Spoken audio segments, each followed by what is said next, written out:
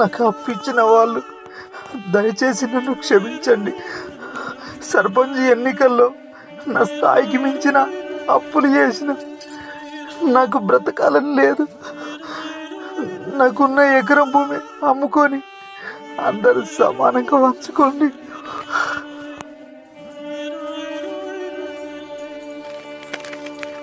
ఏం రాస్తున్నావు?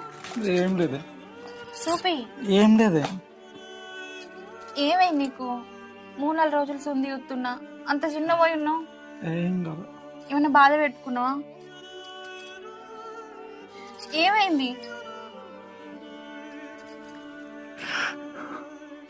ఏమైంది? ఎందుకు ఎడుతున్నావు? నిన్ను పెళ్లి చేసుకొని నేను చాలా అన్యాయం చేసిన నీకు. అంత మాట ఎందుకు మాట్లాడుతున్నావు? ఇప్పుడు ఏమైందని? నేను బ్రతకబుద్ధి అయితే లేదు. మంచిగా నుండి జీవితాన్ని నేను ఖరాబ్ చేసిన.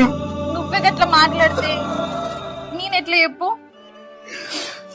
నువ్వు వద్దంటుంటే కూడా వినకుండా ఎలక్షన్లు దిగి అప్పుల పాలు చేసింది. మంచిగా నుంచి జీవితాన్ని కూడా నాశనం చేసింది. పోనీతి పోయిన ఎట్లు పోయినాయి అనుకుందాం గాని నాకు బ్రతకాలనిపిస్తలేదు. నేను బ్రతకను.